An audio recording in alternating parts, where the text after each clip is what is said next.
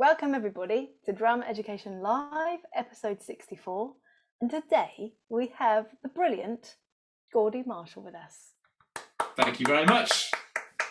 I have to say, I've watched some of your recordings and videos. Fantastic, and I am truly honoured to be here. You've had some incredible people on here. I mean, it's fantastic. So, more power to you. It's I know what it takes to do this. So, I'm in awe of what you're doing. Really, it's great. Thank you very much. Oh, that's really sweet. Thank you. We should end there. I think it's fine. Yeah, just that's it. Thanks. See ya. Done. All right then. Well, you've seen a few episodes, so I'm going to ask you, what do you think is missing from drum education today? I'm going to be radical. I'm going to say nothing. Yes. Worst time ever. I'm going to say right.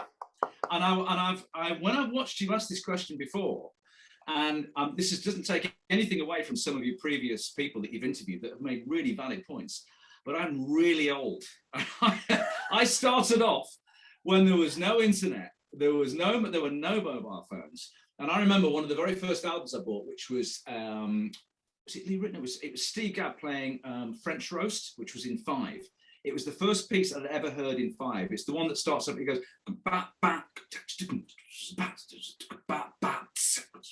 all those little things. And I heard that, and it shifted my musical universe from here to here. Now, the only way I could work out how that was done was to take my Walkman and play it over and over and over until the batteries started to slow down. I took those batteries out, put them there, and I'm not making this up, and I named them number 1, kept them in a pile, put some more batteries in, played it and played it and played it, still couldn't understand what on earth was going on until those batteries went down a little bit, put that back out. I had 3 sets of batteries. Then I put the first set of batteries in, and it slowed it down a bit more. I just played it and played it. And in the end, that's how I worked out the Steve Gadd's sort of hi-hat snare chops. It took me months and months and months. And a little while ago, I went on YouTube and I went, somebody there showing it. So the sort of stuff that's available now has never, ever been available before in the history of mankind. So I think we live, to answer your question, I think we live in the greatest possible time for any type of education, particularly drum education. That is amazing. We're going to have a little sound effect, Felipe. We don't know about this yet. But we're going to have like a wah! I love it, but I just wonder about that because I feel like that just shows how dedicated you were to finding out what he was playing and, you know, your passion. And I wonder, this is just my thinking, my wanderings lately, with there being so much online, maybe people don't have the patience anymore to work it out for themselves. They're like, no, I want the answer now, and I want to be able to do it now. Yeah, I mean, I think that's, you may have some very valid points. I'm sure there are many people around like that, but there are so many great young players around. I think there are enough who do have the passion, that there's enough of them to fill your boots with fantastic players. You've only got to, I mean, I was on Instagram, was it Instagram the other day when the videos come up and it was one drummer after another drummer and they've got chops at go-go. I mean, yeah, at the moment I'm in love. Are you familiar with Jacob Collier? No, I'm not. Yeah. I mean, again, he's a polymath. He's a true Renaissance man. He is a multi-instrumentalist. He plays fantastic drums, but check him out because he's taken music to he's like a modern day Mozart. He's taken music to a completely different level. And he did a version of Moon River, totally all vocals. And he got a Grammy for that one song. And he has done a 90-minute video tutorial of his Logic song. And he goes through phrase by phrase, shows how he's EQ'd it, how he's tuned it. And again, if that had been around when I was 17, I would have been in absolute heaven. But there are so many people around like that these days. I think we are living in a golden era for education and music education. Yeah, I agree because I think at the end everything goes back to the individual. If the individual wants to dedicate themselves as you did all those years ago, they have a lot more tools to do that. Because the same thing, you know, he was very clever of creating the first slow downer in the world with that dying batteries, right? Because yes, nobody I was methodical about it. Yeah, so I was. I had my 1 set, 2 sets, and 3 sets, and I kept on swapping them over. So you know, somebody else would just listen to the song. Yeah, I can play it. Yeah, yeah. I sometimes do that now. I look at people like Tony Royster Jr., for instance, who again I love.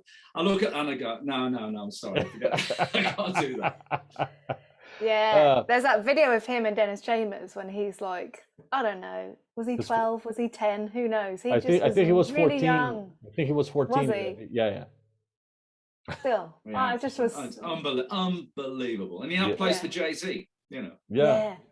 So now going back to all those years, how did you get started on drums? This. Right. The piano, yeah. So basically, again, I was thinking. I knew you were going to ask me that question. I was thinking about it today. Very quickly, I'll try and condense it down. But it's actually the reason I'm talking to you today, because my parents got divorced in 1967, and I went to live with my nana in Nottingham in a little council house. She just happened to be an absolutely amazing music teacher. She was, I don't know how, she was just a working class lady. I don't know how she ended up being so brilliant, but she had a degree. She played organ at the cathedral in Nottingham. Her son, my uncle, went on to be the organist and choirmaster at Westminster Cathedral for a while. And I lived with her for 5 years, and I moved in with her when I was 7. And as soon as I moved in with her, there was a regime of an hour's piano lesson before I went to school with her, one-on-one, and an hour's piano lesson when I got back from school, every single day, 7 days a week, 365. And it was baked into my daily, what happened to me just on a daily basis. It doesn't matter if I got up late and I was still in my pajamas, I was just sat down in front of the piano with a piece of toast. And I was just she'd come and talk to me, we'd have breakfast, and then she'd have me some porridge. And I'd carry on like this, and it would literally be for hours and hours and hours. And she was such a brilliant teacher, which sort of points to what you're talking about in this podcast. When you've got someone who can teach like that without you knowing you're being taught. I ended up being sort of a competent pianist. By the time I was 11, I'd gone through all my grades, and I was like a proper pianist. It wasn't until I got to be 15 when I heard Earth, Wind and Fire, and Stevie Wonder. And then there's been a few sort of moments of epiphany in my life when things have happened and it's suddenly like shifted everything. And I've done all my grades on the piano, and I still play the piano today. But when I heard drums that move, like Songs in the Key of Life and September and those funky rhythms, it shifted me, and I thought, now that's what I want to do. And I just literally started playing the drums when I was 15. And because of it, I've become a professional drummer rather than being a professional pianist. Have you ever had any doubts? You're like, oh, I really do like piano, or was it like, it's drums and that's it? No, it was, honestly, it really was. It hit me at a sort of I know I don't want to sound too poetic, but it really did have. I tend to be a bit hyper, and I can get really passionate about things, you probably gather. But it really had a big impact on me when I heard that groove, and it made me feel something about music that I'd never felt about all the classical stuff that I'd been trained in. So and then I went to see them live when I was 17 in 1977, and I saw them live at the NEC. That's exactly what I want to do. So I just set about doing it, and I was just, I wanted to do it. I haven't done that. I haven't joined Earth, Wind and Fire, by the way. Not yet. But not yet. That's what I want to do when I grow up. Yeah. Yeah. But did you have formal drum lessons, or you just started by yourself and? Well, actually, there was a bit of a weird crossover because I was already musical. I could already read music. I understood subdivisions and all that sort of stuff. There's a great music teacher in Nottingham called Mike Silito, and I started to go to him for music lessons. In fact, So I went to music college. I went to a junior music college in Nottingham, which was like a Saturday morning thing on piano and clarinet. And that's when I was introduced to drumming. There was a great drummer there called Steve Barnard, who is now the principal percussionist with the Welsh Symphony Orchestra. And in fact, he's one of the longest serving percussionists in any orchestra in the country. He's been there 30 years. And he and I became really friendly, and he taught me a few rhythms on the kit. And that's how it it shifted over. I sort of went bit by bit. And it just so happened that I told you my parents got divorced in 1967. My mum married my stepdad, who was an organist in Nottingham at a pub. And he was playing 4 nights a week. And because I could just play a little bit, I didn't know a paradiddle from a drain pipe, but they bought me this little Beverly drum kit, and I started playing for old time and modern sequence dancing on a Tuesday and a Thursday. And we were playing for the artists on a Saturday and a Sunday. They had like artist guitar singers in the days when they had miners' welfares and working men's clubs, and it was a whole sort of scene, like an entertainment scene. So by the time I got to be 15, I was playing 4 nights a week at this pub called the Grey Goose in Gedley with my stepfather. Tuesdays and Thursdays for all-time modern sequence dancing, Saturday and Sunday for the local travelling artists. This was back in the day when working men's clubs and miners' welfares were huge sorts of entertainment. It was like an entertainment industry. There were professional entertainers that would go and play all over the place. I started doing that. I was earning £1 a night on the 4 nights a week and £5 on a Wednesday night at Skegby Miners' Welfare. That would pay for my drum lesson. So I went to Mike Silito for a good 6 months to a year. He was fantastic. And then my parents, my mum and my stepdad, we sold up in Nottingham. They bought a guest house in Blackpool. On my 17th birthday, I moved to Blackpool and I got a gig in a nightclub playing 6 nights a week. Wow. And I just literally playing all the time. So, and it was that's how it started. Just to follow on from there, I very quickly realised that Blackpool was not the epicenter of rock and roll, and I wasn't going to join Earth, Wind and Fire. So I decided to move to London, which I did, and very tenuous link. Have you heard of a drummer called Ralph Salmins? Do you know Ralph Salmins? Yeah. So Ralph is a mate of mine now, but back in 1980 when I moved down to London, I didn't know him. He was a friend of a friend. And I wanted to move to London, so I literally put the drum kit on the back seat of the car, drove to London in my Morris Marina, and I stayed at Ralph's house for he put me up. I slept on his couch for 2 weeks whilst I got a bed sit together so I could be in London. And I thought, I'd been playing for like 4 or 5 years. I'd done a couple of sessions with the BBC Northern Radio Orchestra. I'd done a bunch of summer seasons and pantomimes in Blackpool, and I was it. I'm moving to London. Got to Ralph's. Ralph was studying at the Guildhall. First of all, he sort of blew me away because when we got there, I set my kit up in his loft next to his. And so there were 2 drum kits in his loft in his big family home where he lived.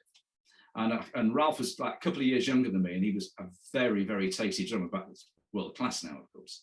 He said, I'm going to take you to see somebody. So he took me to the Half Moon in Putney to see a band called Morrissey Mullen. And Neil Wilkinson was playing. And I got there, and I turned up in London in 1981 to be the session musician, and I saw Neil playing, and it was like, oh, so that was when I started another practice regime, and I bought myself a Remo practice pad. I was living in a bedsit in Norwood, and I just literally practiced as much as I possibly could.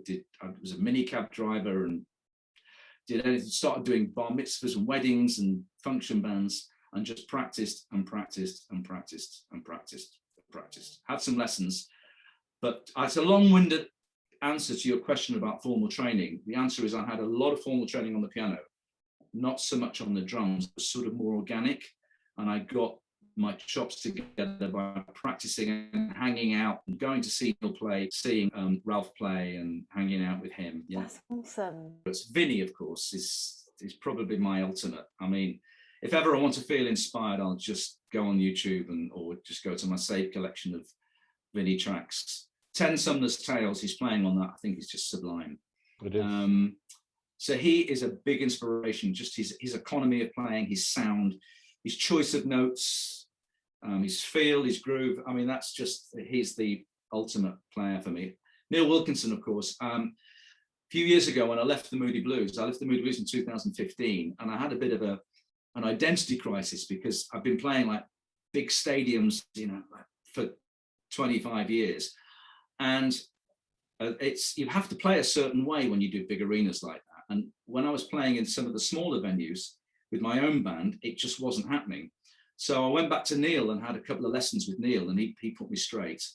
So Neil's a big inspiration as well. So how did the Moody Blues come about for you in the first place? The Moody Blues, the Moody Blues have an original drummer, Graham Edge, who's one of the founding members of the band. And their big hit was in 1967, Nights in White Satin. So I joined them in 1990. Was it 1991? 1991. And at the time, I just started to get established. So late 80s, I was born in 1960, so about 27, 28. I'd done a few gigs with Cliff, and I played at Ronnie's, and it was starting to sort of work out, and I was doing a few sessions and what have you, but nothing massive.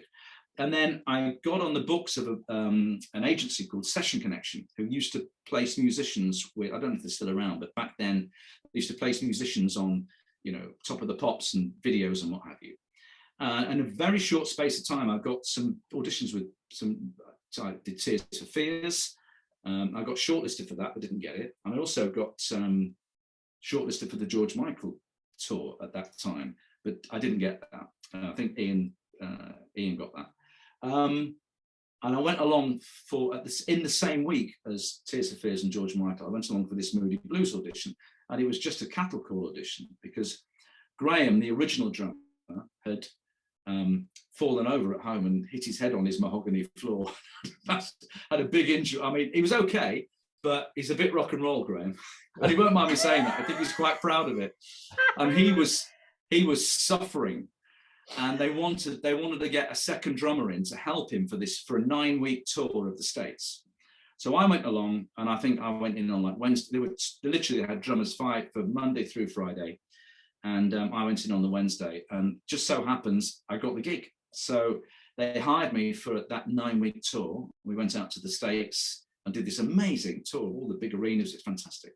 And at the end of the 9 weeks, they said, "That's great. Do you want to come back for the next one?" So I said, "Yeah, I'll do that." So I did that, and then 25 years later, I was still with them. Cool. Wow. Now a question. I hope you can pin out that it's like. So you said it was a cattle call, like drummers solid, like Monday to Friday, and you went there on Wednesday, and you said you happened to get the gig. I don't think it's just like that. So what do you think made them choose you to be the drummer? Well, Justin Hayward said he got bored of hearing drummers by Wednesday. So I'm only half joking. I think what happened was. I tell you what was happening at the time. I was ferocious with my practice at that point, and I was literally practicing. I hired a rehearsal studio, and I was practicing 8 hours a day. And I can remember on the day I remember that the audition was at 2:00 in the afternoon, and I was thinking, "Oh bugger, that's right in the middle of my afternoon practice session." So I literally went in the morning, and I did 4 hours in the morning, got my kit down, and I was at that point I was in the sort of the mode of I could put my kit down in 10 minutes, I could get it up in 10 minutes. I was doing gigs here, jazz gigs there, and get it up for rehearsal. And I was just completely focused on it. So when I put the kit up, I just threw the kit up and we played, and it was all to click. The first few songs were all to click, and I was been practicing with clicks all morning. So I nailed it. And I think what it was is that I'd done so many auditions that I hadn't got. I mean, when I first moved to London, the only way I could get to play was to go through Melody Maker and apply for every single audition, whether I wanted the gig or not, whether it was a trad jazz band or a punk band, it didn't matter. I would go along for the audition. So I would set my kit up, play with some musicians, not get the gig and move on. And I have to admit, I hadn't really heard of the Moody Blues. I didn't really know that much about them. They're not that well known in the UK. so when I went along, it was just another audition, and I think I was possibly a little bit relaxed. There was no tension there. I played. I just happened to. I remember cracking a joke, and them all absolutely falling over laughing. I can't forget what it was. Said something silly, and they all fell about laughing. And then I remember Justin towards the end. He said, "Well, it's 9 out of 10 so far. Let's just try Nights in White Satin."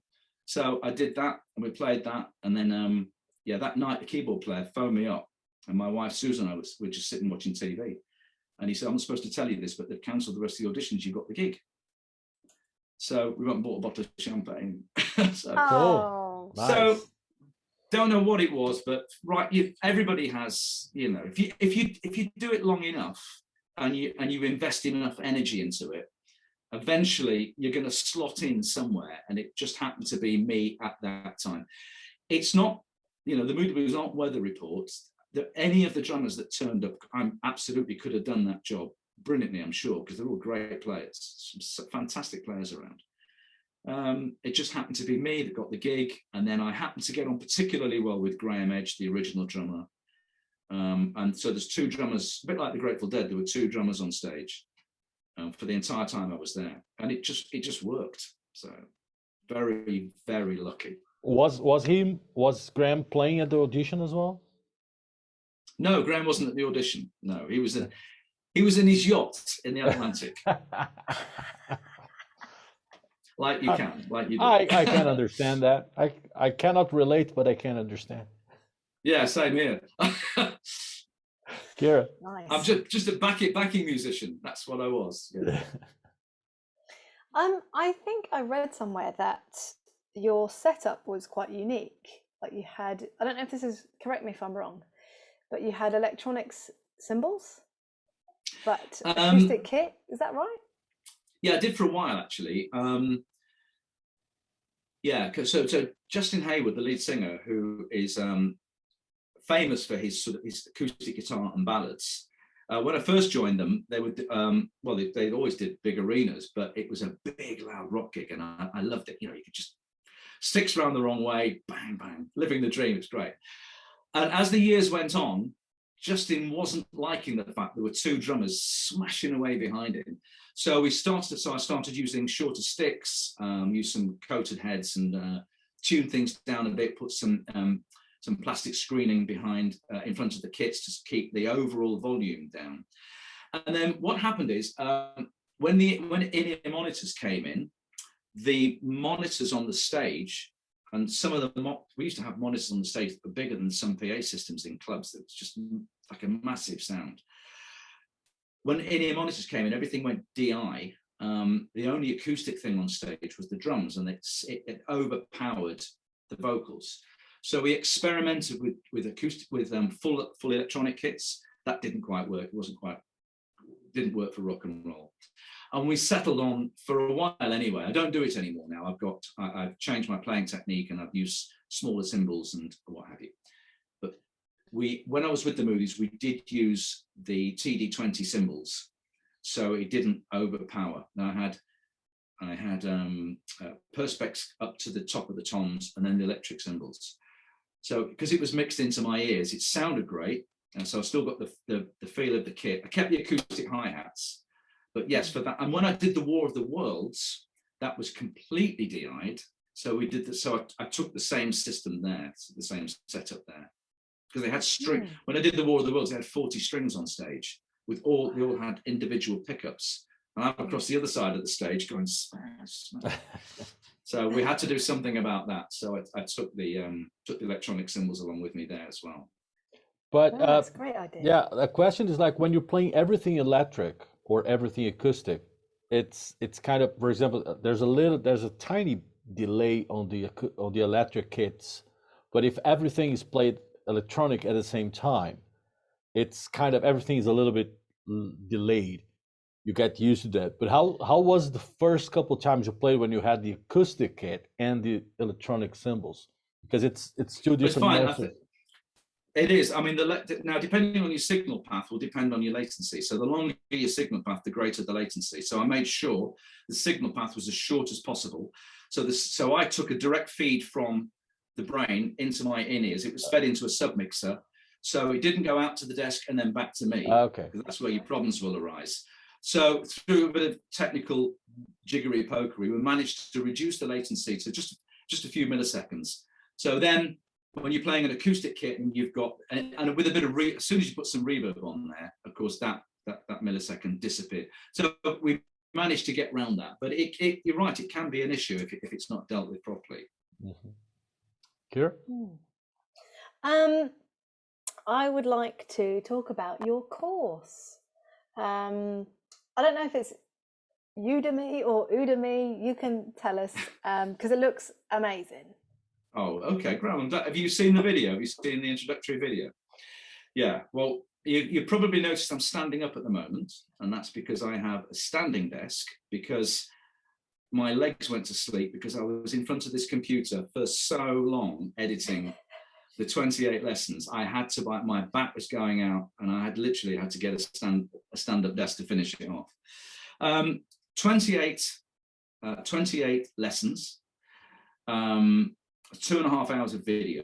So I went, you know, Crown Lane Studios, of course, don't you, with John in Morden, you know, the recording studios in Morden. Yeah.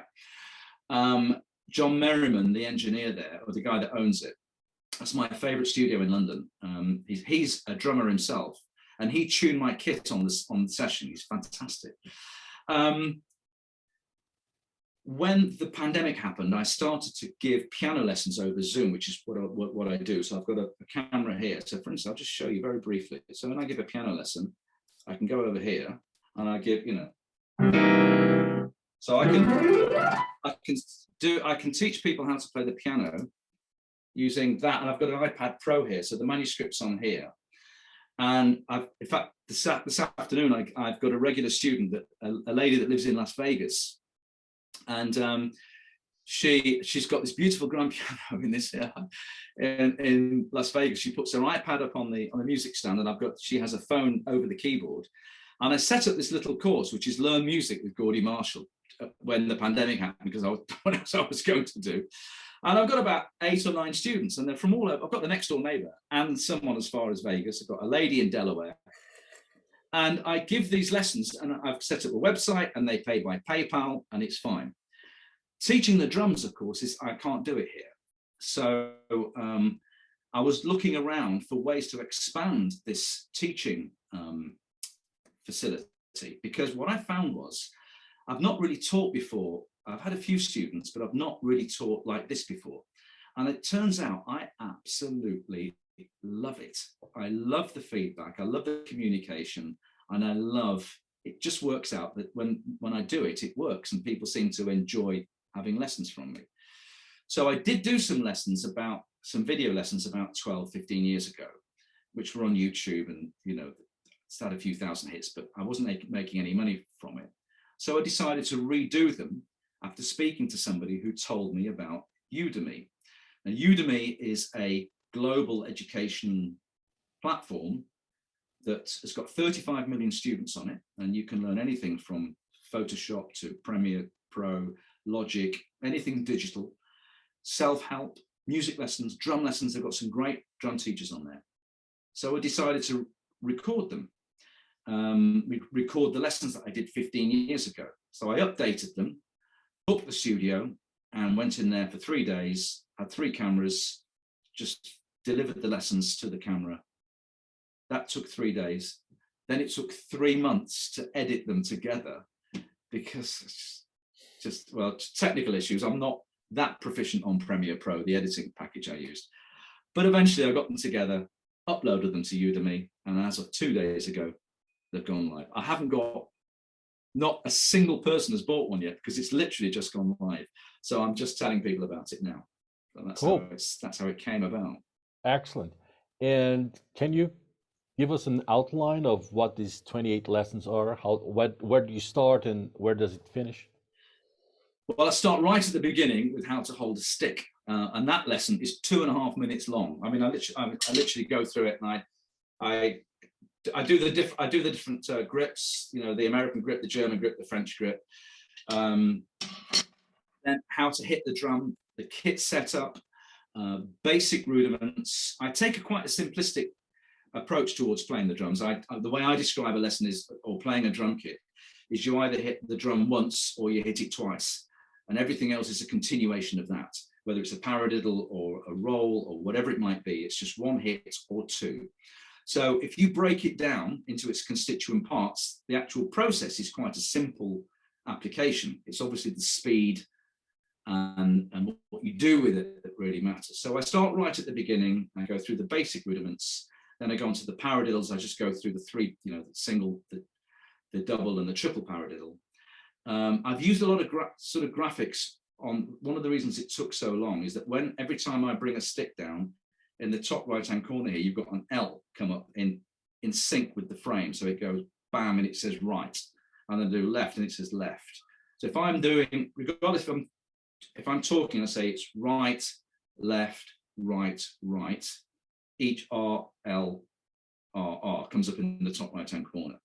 And then it's edited, so I'll do it at the kit, and then I'll split the rudiment up between maybe the kicks and the snare, and I break it right down. But then I take it on and show what you can do with those basic rudiments. And like the double paradiddle, you can take it into 12, and you can do a 12/8 rhythm and take it up onto the bell of the cymbal and get all fancy. I take it a little bit further, but I break it right down into its very basic parts, so it hopefully appeals to beginners. So it's aimed primarily at beginners to intermediate, but there's a few little things thrown in there for the sort of more advanced player. Love it.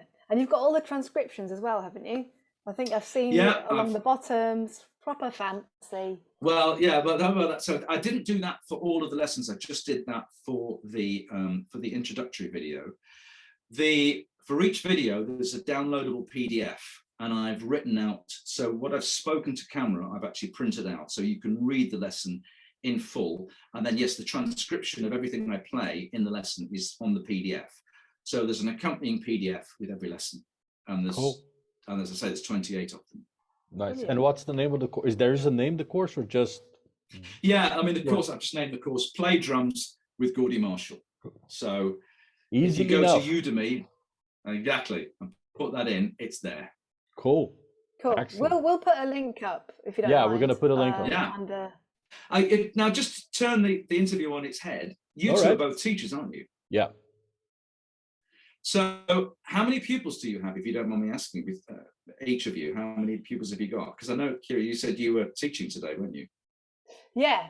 I think I've got maybe 20, 25 at the most. Yeah, I'm kind of That's fantastic. That is fantastic. What about you, Philippe? Well, the thing is, the pandemic turned everything upside down for me. So I was teaching an average of 23 to 25 lessons a week. And then the pandemic hit, and I live in London, so it's very hard for people to have a drum kit in London, and because most people live in flats, and most of my students, the ones who had drum kit, they had electronic drum kits, so they really wanted to go into my studio and make a lot of noise in the acoustic set. So the pandemic hit. Some people didn't come because they couldn't have lessons because they didn't have a kit to practice in their houses. The ones who had electronic kit, they didn't like it. So I went from 25 to 8. And yeah, so I had to go into the digital course thing. And right now I'm in Brazil. I have a business partner here called Nina Parash. Is an amazing teacher in Brazil.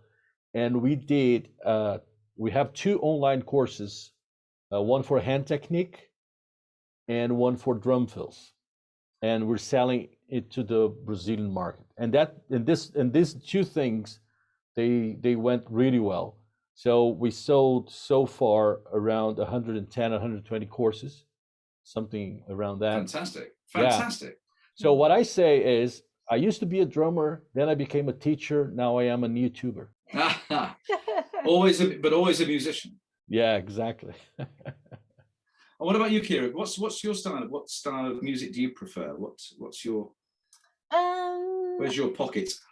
I guess I would say kind of progressive rock, maybe. I like a bit of Odd Times. I really like pop. I really like rock, fusiony stuff. Yeah, that kind of area, I suppose. Dream Theater-esque but also I really do like, you know, songwriters like John Mayer and Oh yeah, you lovely. know, I do just want to groove. Playing the song. Yeah. Well, Like actually, you know something? I've got one of the lessons I have in my course is called the 3-minute groove. I didn't know whether to put it in or not, but I ended up putting it in because I say, right, I want you to sit down and get a cup of coffee. I'm going to play something for you for 3 minutes.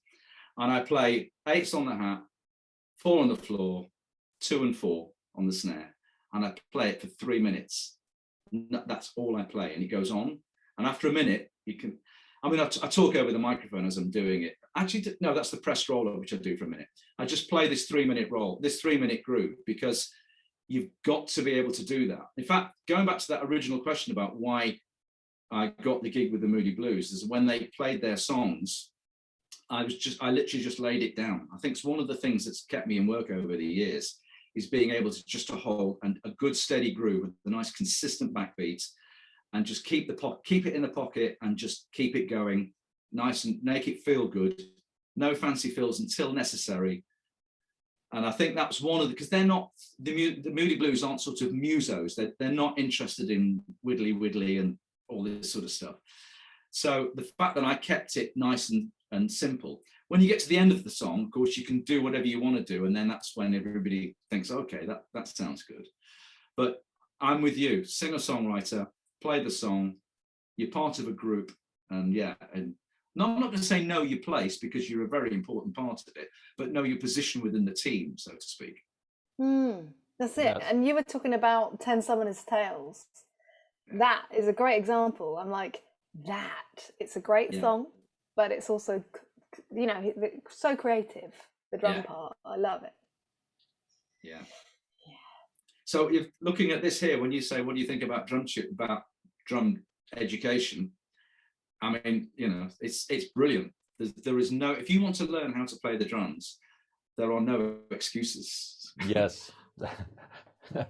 True. What's missing in drum education these days? Excuses. Yes, exactly.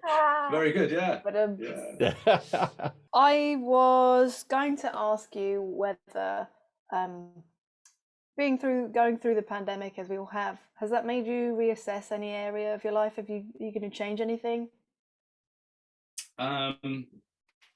Yeah, there's 3 things I'll never pay for. I talked about this the other day actually with my brother-in-law. There's 3 things I'll never pay for again. One is a haircut, because I bought a pair of clippers. I don't think I'll ever have my car valeted again because I've been cleaning my own car and it's perfectly fine. I save myself 20 quid every time I do that. And I've lost and I don't think I'll pay for a gym membership again because I've got some weights at home and a yoga mat, and that's all you need. A pair of running shoes, some weights and a yoga mat. So I don't, that's the flippant reply, but truthful. I think on a more sort of esoteric level, I think it has made me, it's made me feel differently about life. And I think it's made everybody feel differently about life. I've been very lucky in that I really have had a marvelous number of decades traveling the world and effectively living the dream. It's been absolutely fantastic. But it also means I've got 2, I've been married for a long time. Susan, my wife, and I have been together for 40 years. Wow. And so when I got the gig with the Moody's, we'd just been married 2 years. In that time, we had 2 beautiful daughters who are now 23 and 25. And as they grew up, I spent an inordinate amount of time away from home. So I've missed birthday parties, wedding anniversaries, end of term plays. I've never spent an entire year in the same bed as my wife for as long as I can remember. So this year I've been at home every single day, and it has completely shifted, almost in a way that I can't describe, how I feel about life. And whilst it's been economically almost catastrophic, it's also brought something into life that I wouldn't have had otherwise. I wouldn't have done these lessons, for instance. I wouldn't have discovered the joy of teaching that I now have.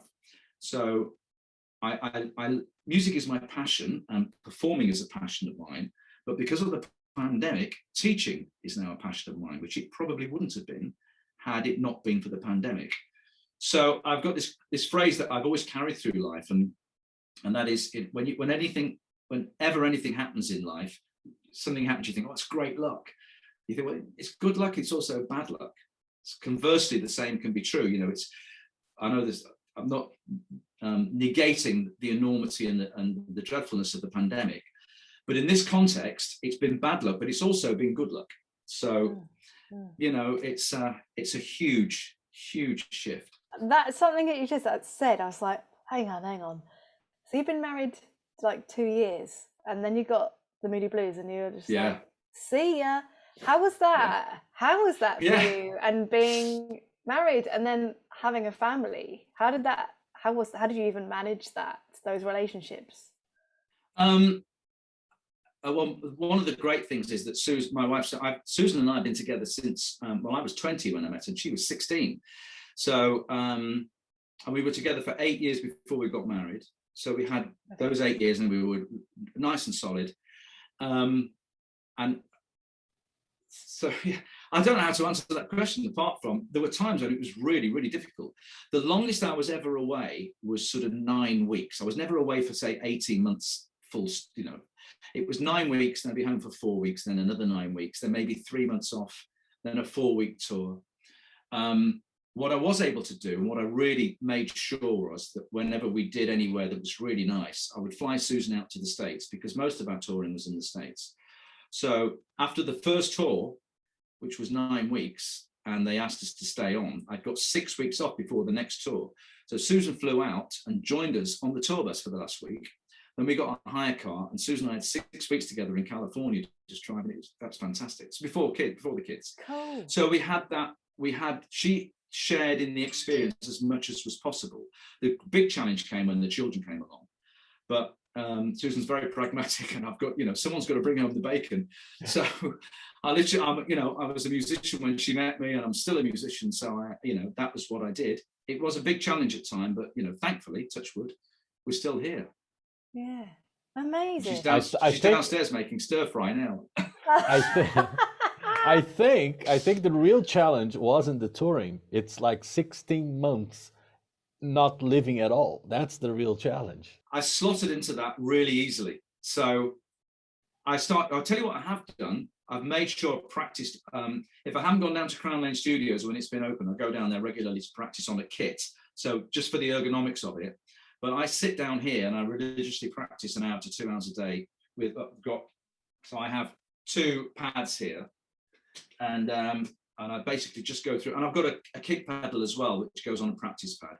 So I just to keep my my independence together and keep chops together, I do that every day. After about 3 months, I was thinking, if it wasn't for the money, I think I could actually quite enjoy this, because I've done it for so long. I've been everywhere. I've played everywhere.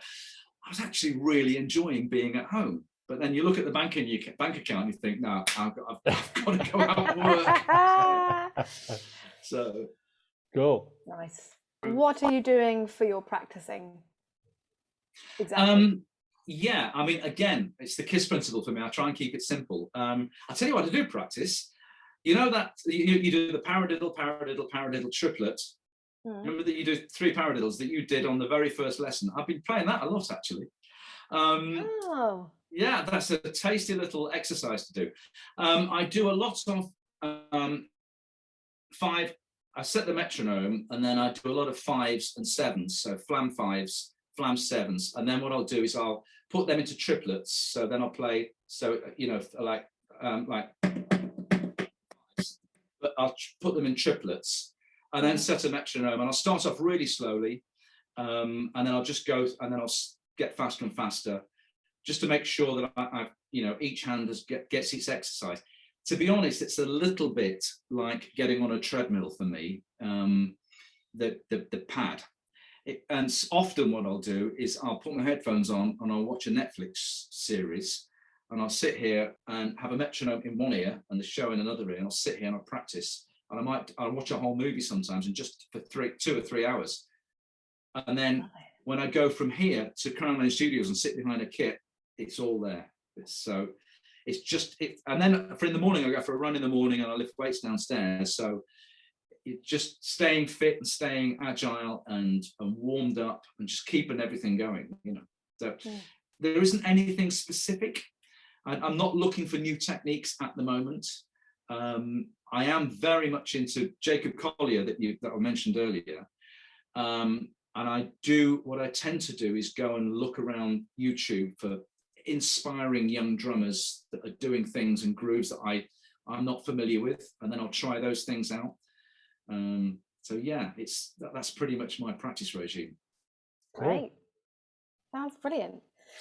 Thank you so much for your time, and I've had a great time. It was amazing. Thank you very much.